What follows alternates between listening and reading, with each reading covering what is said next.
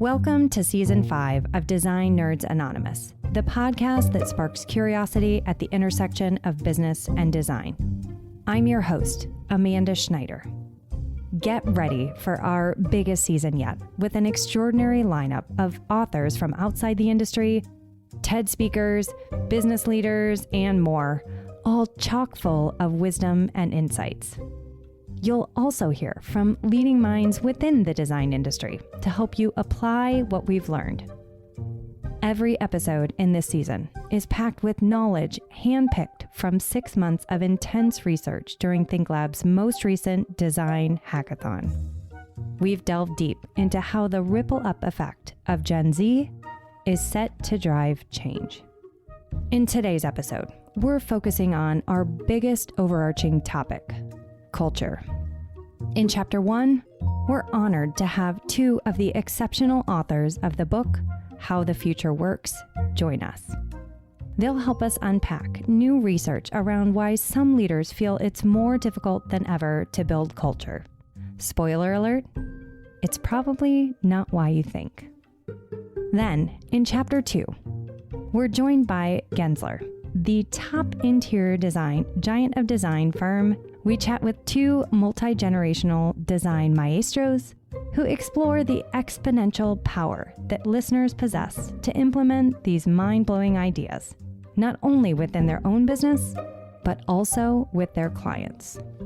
So whether you're a budding designer, a business leader, or simply hungry for knowledge, this episode will have something for you.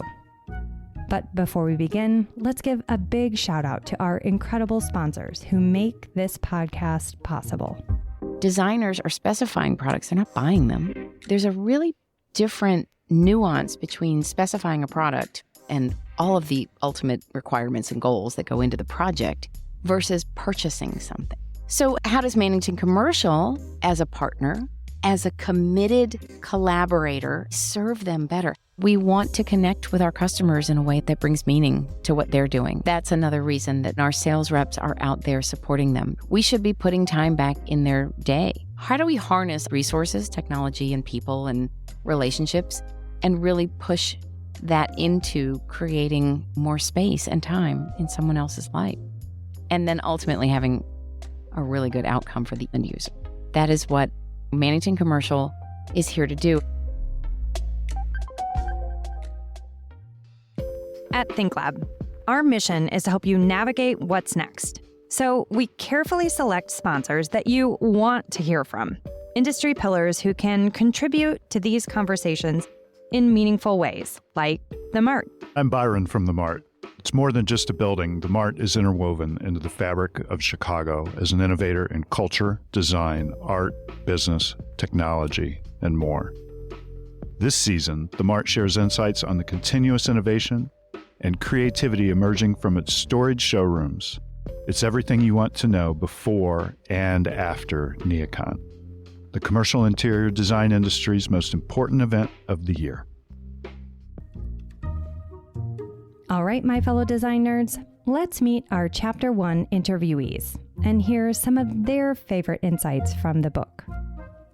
I'm Brian Elliott. I'm the co-founder of Future Forum and co-author of How the Future Works, along with Sheila Subramanian and Helen Cupp. From a book perspective, one of my favorites around creating connection is just the realization that connection culture happen everywhere, every day, in every interaction that you have with people and with your team. I think a lot of executives like myself, who are a couple of decades of tenure, tend to think of it as the all hands that you have or the slogans that are on the wall, when the reality is it's the way that you treat people day in and day out. It's whether or not they feel like their voice is being listened to inside of an organization that really determines the type of culture that you have as an organization and whether or not people feel like they're actually connected to that company. My name is Sheila Subramanian, and similar to Brian, co-founder of Future Forum, most recently vice president at Slack, co-author of How the Future Works as well. And I would say that one of my favorite insights from the book is how we talk about flexibility. Similar to hybrid, flexibility is also a trigger word for many leaders right now.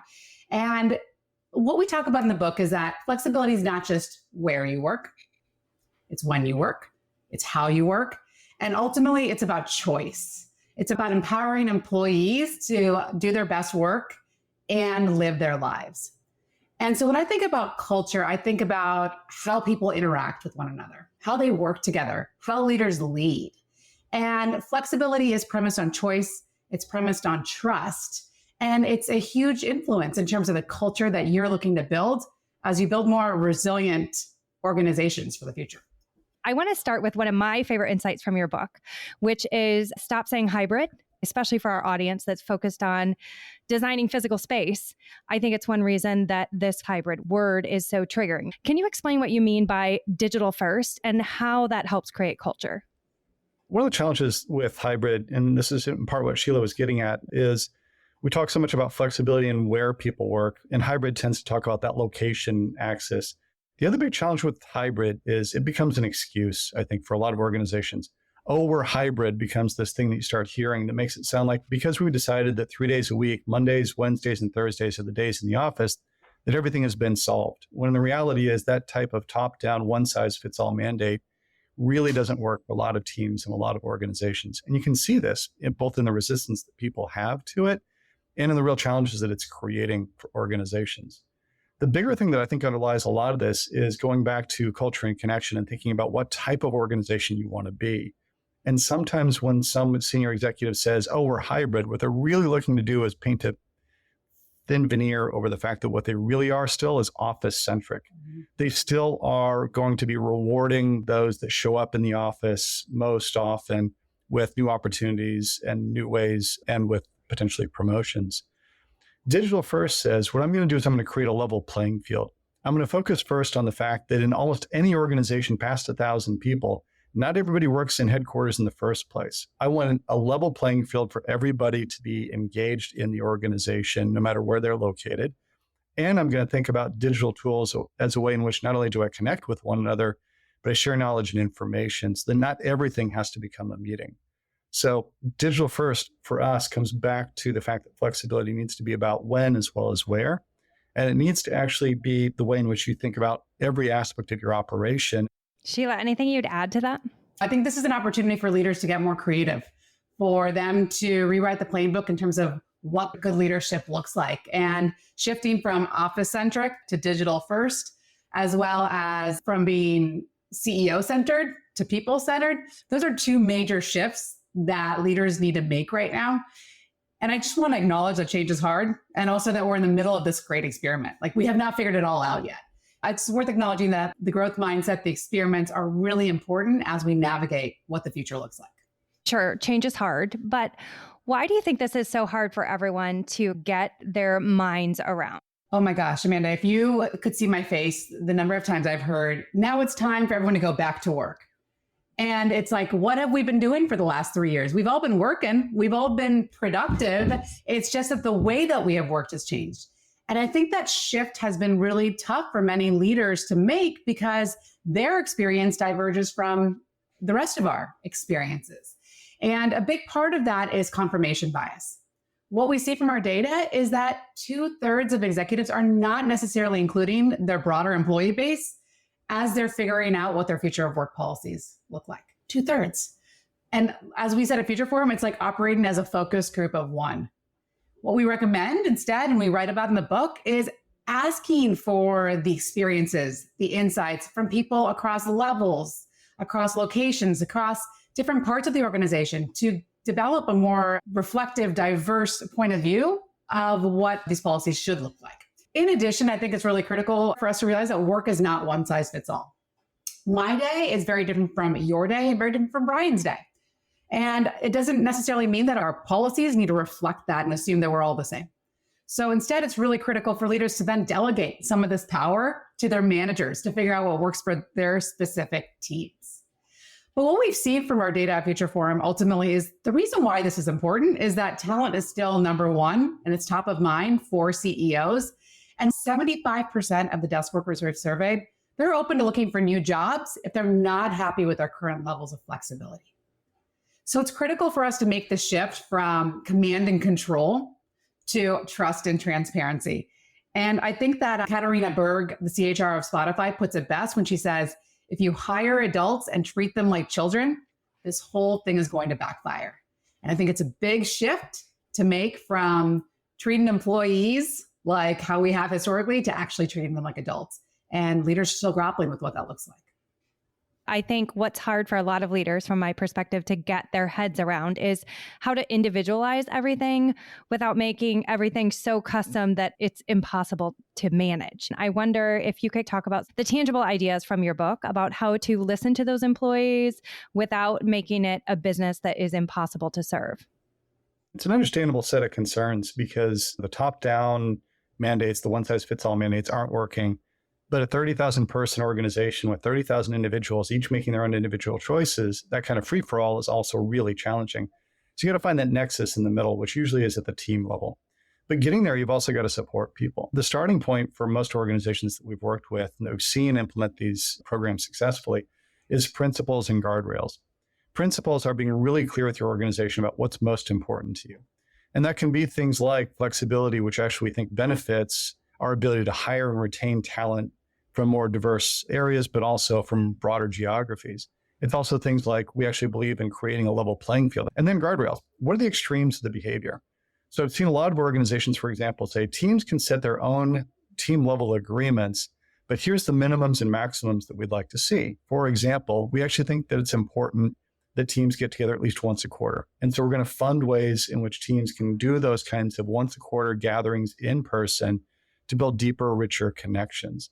On the other hand, we know that executives need to lead by example, and we don't want the executives coming in 5 days a week. So we're going to put speed limits on the executives to help them lead by example in ways that are going to be instructive for the rest of the organization. So those kinds of guardrails are really helpful. And then you've got to get really tactical. And that's where the real action comes in, which is how do you help teams figure out the right rhythms and patterns for them, not only around things like how often do we get together, but really much more importantly, why? What's the purpose behind us spending time together? And when we have meetings, what should we be using our time together to accomplish, as opposed to just falling into our calendars on a day in, day out basis? As you talk about some of these shifts and reframes, can we talk about the physical office a little bit? Because I think that some of that provocation between maybe the reaction to hybrid work and the reaction to some of this customization is the idea that it's somehow in the subtext that none of us are reading, that the office is dead if we go to hybrid work, that the office is less important. So let's talk about the office as a tool. Why is the office today important, and how is that shifting? What we are seeing from the data is that it's not that going digital first means that the office is dead. It means that it's taken on a new role. It shouldn't be a place for us to show that we're working and do solo focused work. Rather, what we see from our research is that 3/4 of people who do want to connect regularly and go into the office want to do so to foster connection, to collaborate, to build camaraderie. But that takes a different life than sitting on your laptop with your headphones on, showing that you're working. And so I think there's a really big opportunity for those listening in terms of design with regards to how to bring people together, how to help them build trust and camaraderie with one another, how to foster that connection so that when they come into the office, they're building that culture, they're building those relationships. And then they can have the in the office message where they're focused on that. And then they can use their home or their cafe or whatever is most appropriate for them to do the solo focused work that is critical for their jobs. Amanda, for your audience specifically, we spent 20 years as leaders in organizations decreasing the average square foot per employee by 50%, putting more people into open office floor plans, which there's plenty of evidence out there were less effective because what happens is people don't interact more, they interact less because they spend their time with their headphones on attempting to find some way in which they can focus to get their core work done. What we need to do is flip that, flip the 60, 70% of the office that was for heads down work to being 60 to 70% for heads up work for the interactions that we want people to have together and the time they want to spend. And the good news is people want to do that. Vast majority of people don't want a fully remote experience in the same way that the vast majority of people don't want a fully in the office experience. Most people want to come together 1 or 2 days a week with their team, but they want it to be for more purpose-driven activities. They want it to be for things that are around mentorship, around learning and development, and around socialization, which is actually one of the biggest drivers in the first place. So redesigning and rethinking the role of the office to be for shared communication, but also for building community is a really important role. I'd love to dive into some more advice for how to create the culture. Even a lot of the leaders that we've talked to as part of this hackathon process that this podcast season is built upon, they're ready for hybrid and they really want to dive into hybrid, but they're saying it's tougher to build culture in a hybrid era. And I wholly agree. It is tougher because we've had decades and decades to do things in a physical office where we're all face to face, and we're new to this reframe. So let's talk to our savvy individuals that are really ready for hybrid work, but maybe struggling with the how. What are your top 3 tools or methodologies that can replace some of those things they're missing when it comes to culture creation, as they're not physically face-to-face as often as they once were? I can give 3 lightning round ones. And all right, let's do it. Lightning round. Go for it. Go for it. The first one is that happy hours work for some people. The culture worked for some people before. Design your culture, design your workplaces to best accommodate the most vulnerable in your employee base. Don't base it on your own experience. That's number 1. Number 2, there is power in conversation. Empower your managers to build team level agreements in terms of how they want their teams to work together, to communicate, to debate, and make sure that they're updating those team level agreements at least on a quarterly basis. And last but not least, we talk about this in the book, personal operating manuals. Make that be the first conversation you have with a new hire. Learn more about how they operate, what motivates them, what doesn't motivate them, and share your own as well. So you can have that vulnerable conversation from the get-go rather than learning how to work together through trial and error. I can build on top of that. First thing, just in terms of overall context setting, this whole hybrid flexible thing, distributed teams have been with us forever. I've had teams that I've been working with or been managing and leading for over 2 decades now, where the teams themselves have not been in the same city, let alone in the same building. So finding ways to build connection among them is really important. One of the things that I think a lot of leaders forget is that 5 minutes of conversation you have in the office before the staff meeting, you can do that virtually too. So starting off and kicking off every staff meeting with an icebreaker question that can make it social, make it fun. It's a way for people to get to know one another better. What was the worst haircut you've ever had? What was the worst job you ever had? What's your go-to karaoke song? Oh my God, I can't do karaoke. Whatever it is, will get people talking and having conversation. The other is really thinking about how you manage hybrid meetings. And I did this even back in my Google days where we had teams distributed all over the place. Assigning one person to be the hybrid meeting manager. So if you've got a team that's 10 people sitting in a room and 5 people dialed in, someone in that room that's watching the screen, that's dialed into the meeting remotely, that's helping mediate the conversation to make sure that those voices who are dialed in are able to get into the room and hear back, vice versa. Those little steps, icebreakers, things like hybrid meeting moderators can go a long way towards helping people feel like they're part of one team, regardless of where they're located.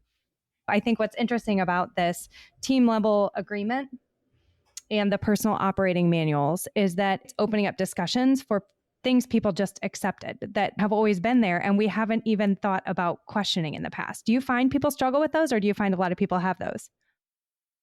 About schedule flexibility, like there's the deer in headlights response of, but I have so many meetings. I play Tetris every day with all the meetings I have. And that's where I think the principles and the guardrails come in, because what executives do, people will pay attention to. I would say in terms of guardrails, the framework that we encourage leaders to think about in terms of meetings is the 4D framework. If a meeting is to discuss, debate, decide something specific, or develop your employee, keep the meeting. If it's a around the horn or a check-in, bring it into your digital tools. Do it asynchronously. And what we have found with that 4D framework is that it actually eliminates over half of meetings that are usually like status checks and gives people the time to do their actual jobs. Meeting Tetris. That's fun. I also love, Brian, that you mentioned the icebreakers, because I feel like we tend to take things that maybe worked, maybe didn't in real life, and then just try to do the same thing digitally. I think reframing those for the digital era, not only rethinking how they happen, but what's the point of them and what's the best outcome. I agree with that. I also think that part of that change too, meaning a lot of the executives that are often setting policy, to Sheila's point, if 2/3 of executives are setting policy with directly engaging their employees, what's usually missing is the fact that their employees often do not look like them demographically, geographically, lifestyle, gender, everything else. But also a lot of those employees, we're now 2 generations into it, are digital natives. They're very used to maintaining relationships, if not building them through digital tools. And so that can be challenging. That can be hard for executives because it says, I need you to learn a new tool or a new skill set here. I've seen and heard this a lot. This phrase that I get all the time, I feel like I have my finger on the pulse of the organization because not enough people are back in the office. And what a lot of those executives also say is, if you want to reach me, you can email me because I'm not in Teams or Slack. I won't do it. And the challenge with those executives, they're missing out. They're missing out on the social conversations. But they're also missing out on a lot of the action in terms of the actual status of projects and what's happening and where things are. And if they actually started getting into those tools and spent more time there, your employees also would see you being engaged and feel more engaged with you in return. I think that's an important call to action to it's not only changing your people, it's also changing yourselves. I still feel like everyone is triggered also by the word digital. So I would love for either of you to react to why you think this digital is seen as such a negative, because I see it as a benefit for so many reasons. One thing that I would throw out there from a Future Forum research perspective was a lot of assumptions made about younger employees that I think are false, some of which is the usual stuff around Gen Z or slackers, a term that got used for my generation, Gen X, way back in the day. It's simply not true. They may have different orientation, but they're equally interested in career development. The other is that those groups also, they're the least likely to want to be fully remote or fully in the office. They're the ones that are most likely to want something that's in the middle because they want to interact. They want the socialization aspects of it, right? So they want the in real life as well as the digital side of it. I do think that digital tools create challenges for executives, in part because it's the fear of openness. It's the fear of moving from a set of cultures that were driven by being centralized and knowledge centralized, and that's the way you advanced, to an open way of communicating.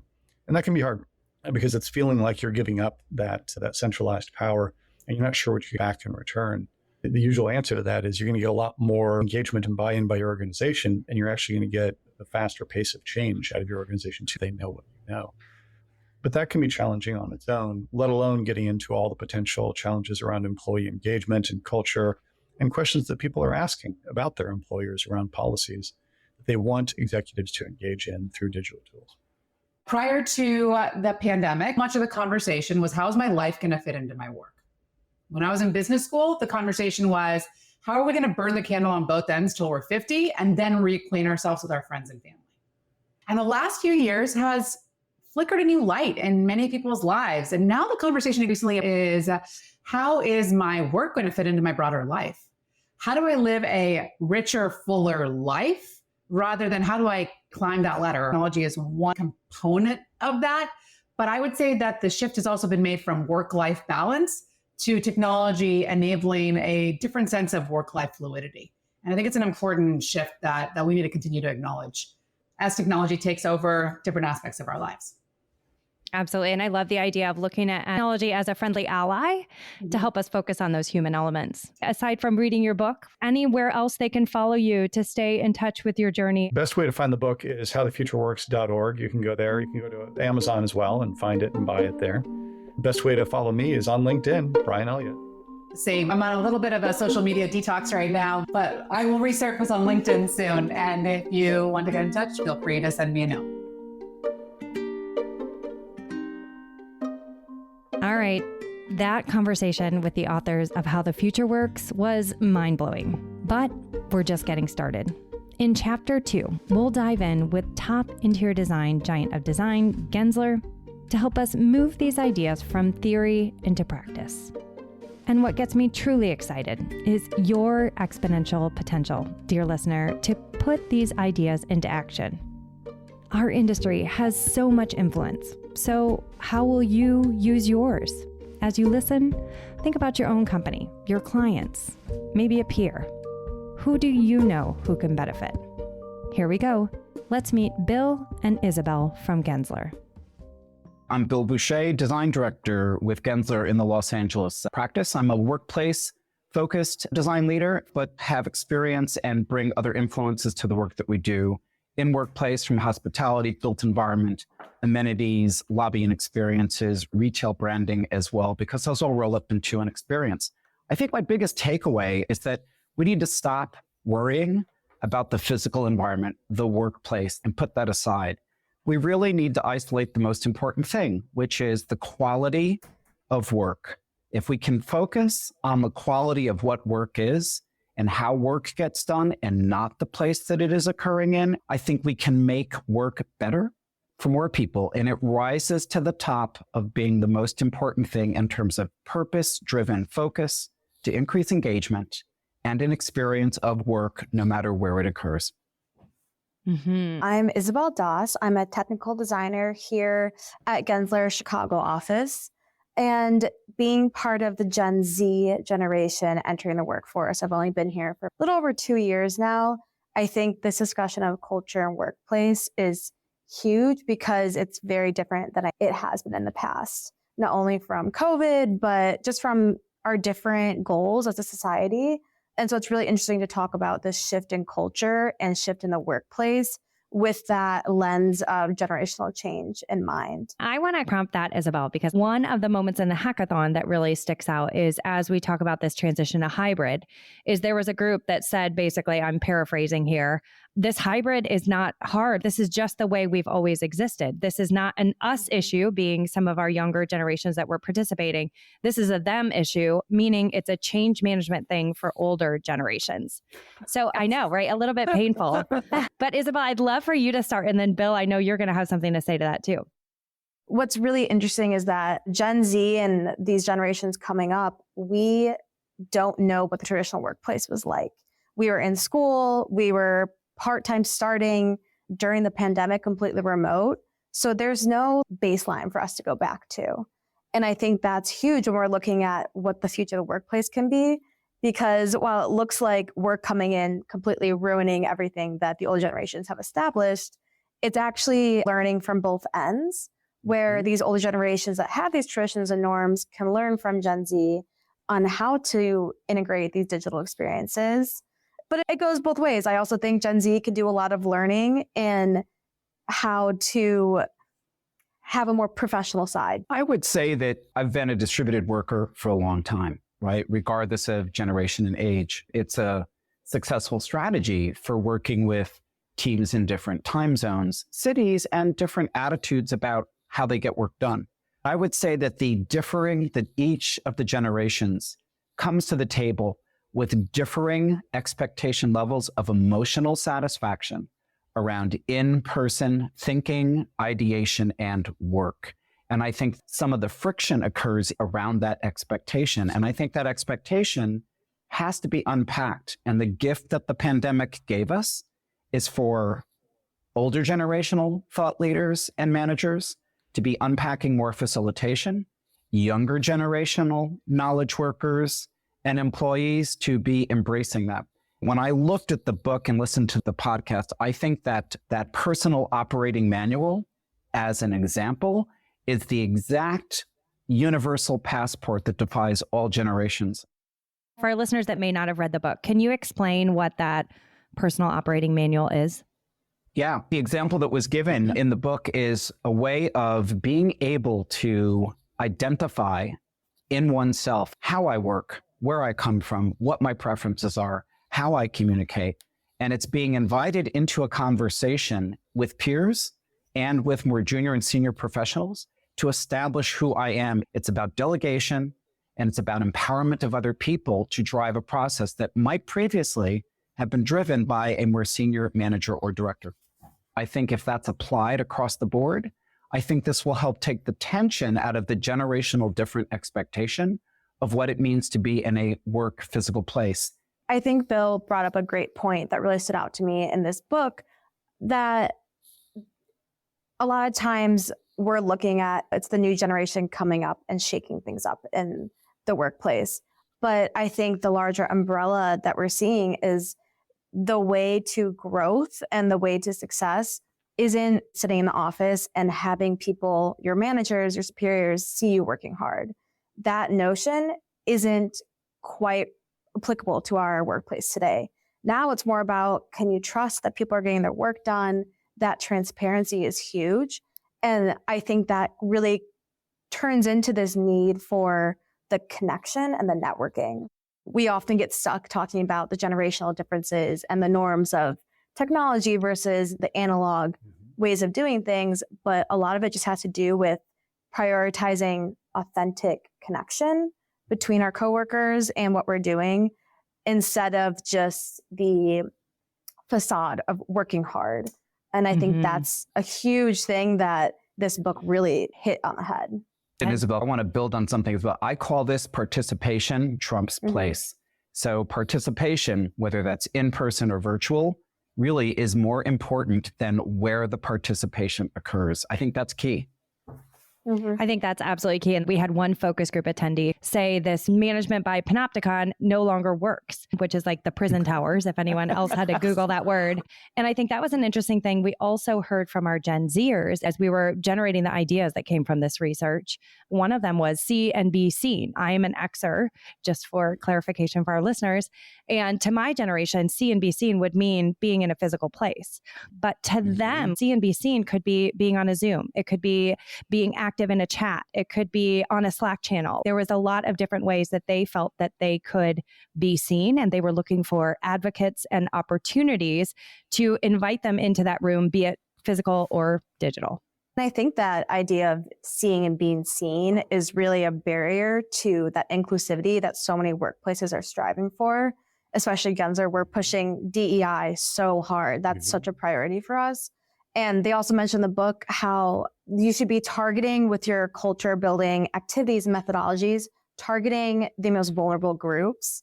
I think that's huge because they may not be the ones that are naturally being seen in the office. So you look at people that are part-time working or parents that are not coming to the office as much. They're still doing their work, but they're just not physically there. And so I think that's a huge way to push the culture of our work further when we're focusing on bringing up those groups that sometimes get hidden behind others.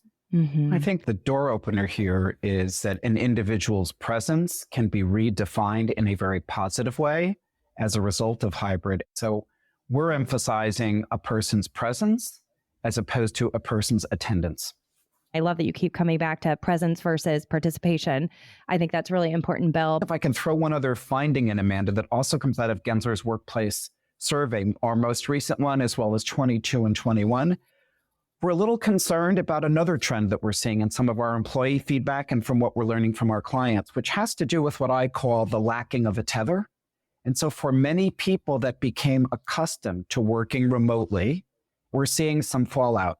And we're seeing that there's a lacking of a tether about not having enough of the physical environment. And this is a growing finding about the importance of not a full return to a physical workplace, but a return to just enough of an in-person experience. Because the impact of not having enough engagement with people is that it seriously is having impacts upon people's physical and mental health. I don't think the book talks about the unmet needs of distributed workers around this lacking of a tether, I think, is a growing symptom that we need to address. That need for the tether is huge. And I think it's often twisted in a way that's saying you have to be in the office because that's how we used to work, where it can be better rephrased as you should see value in coming to the office and being in person because it allows you to have X, Y, and Z. Personally, I think I was really compelled to go into the office. After starting completely virtually, I wanted to meet my coworkers in person.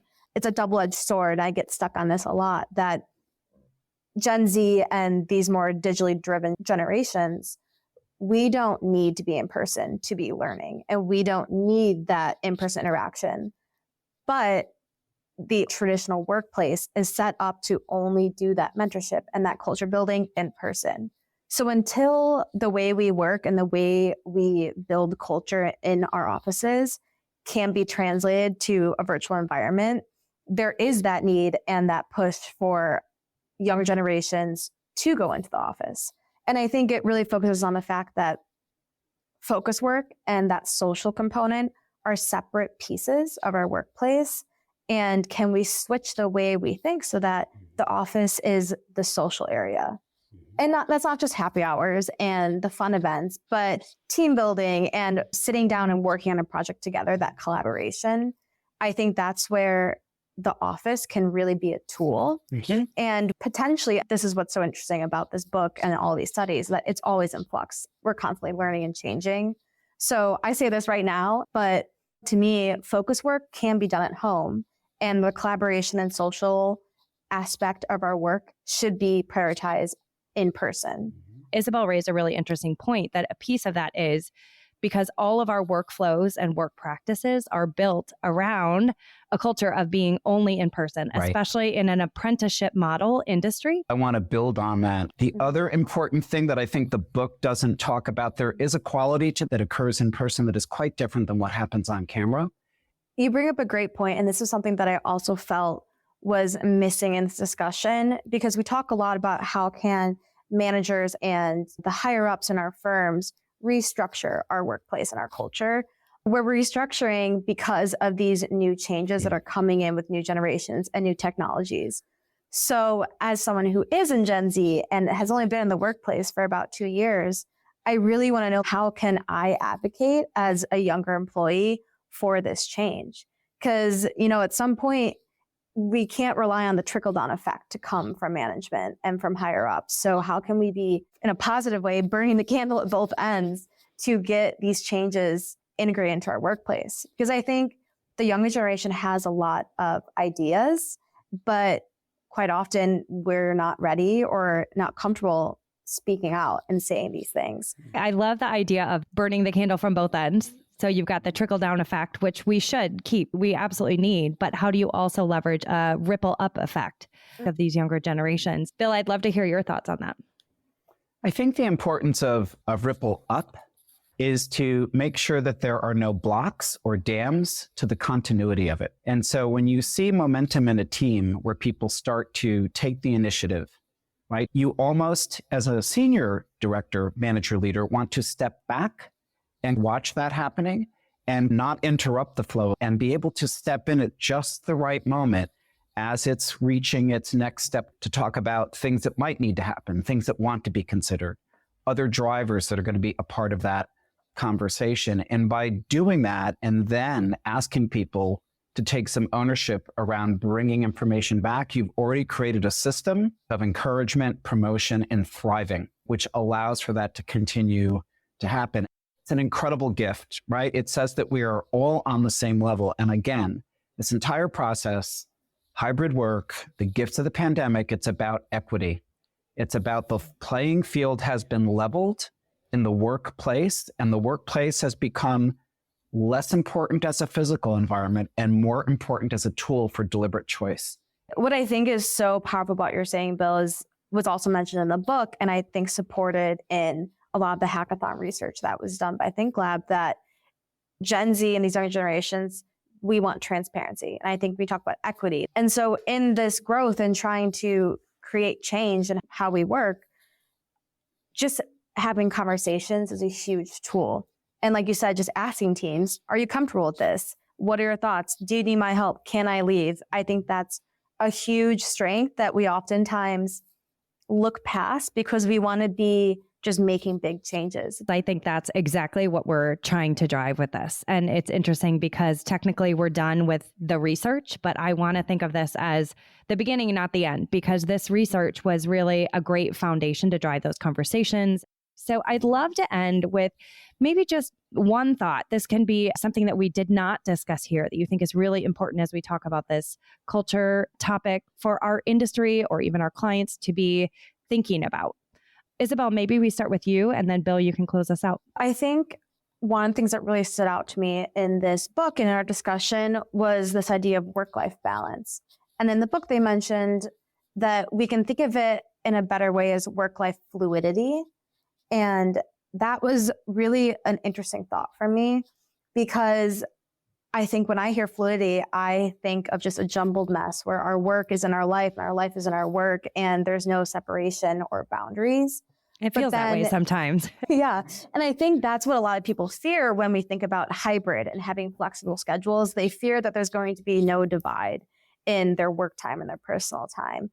But what the authors of this book really point out well was that if firms and people individually create these boundaries, they use the term guardrails. Yeah. if we create these guardrails for how we're structuring our fluid work life, it can really promote a good, healthy balance. What I think is embedded in this book that I don't even think the authors have extracted is that how work being done is really the universal message of this book.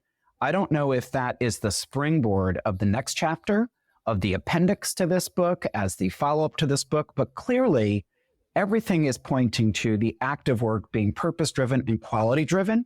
And it says to me, Amanda and Isabel, that the future of work, that hybrid work, that digital first, that the physical environment are all becoming equal tools in the toolbox of choice. And that's why Gensler is doing so much work around the future of cities, because it's beyond one space. And I think the irony of what you just said, Bill, is that there is not a next chapter planned. There is not a next book planned because this group was actually shuttered as part of Salesforce's back to office push. So there's irony all around that. But I think, Amanda, I am curious to see what the readings look like in 12 and 24 months. When we look to the future and we start to survey how this is playing out with the expectation of coming back versus the invitation of coming back to the physical workplace environment, because I'm going to speculate that we're going to see a higher degree of flex work than we've ever seen before. I want to make sure, though, that in the future of workplace, that we make room for cultures redefining themselves post-pandemic to be in-person, hybrid, or any mix in between. Yeah, I think there's a huge race right now between companies trying to find stability in their workplace, especially in this moment we're in right now in our society. I think a lot of companies are ditching their effort to figure it out because it's not happening fast enough. So, okay, let's just go back to what we know works. But it's almost, when is the next crisis? When's the next COVID going to happen? That'll force us to go back to that drawing board and rehash how flexible work works. And I hope it doesn't take another COVID to help us figure this out. Design Nerds Anonymous is a proud member of the Surround Podcast Network. Discover more shows from Surround at surroundpodcasts.com. If you love what you're hearing, make sure to follow our podcast so that you never miss an episode. Over the next 8 episodes, we're going to share some fascinating insights within our industry and beyond that you won't want to miss. This episode of Design Nerds Anonymous was produced and edited by Sandow Design Group. Special thanks to the podcast production team, Hannah Vitti, Wise Grisette, Rachel Senator, and Samantha Sager.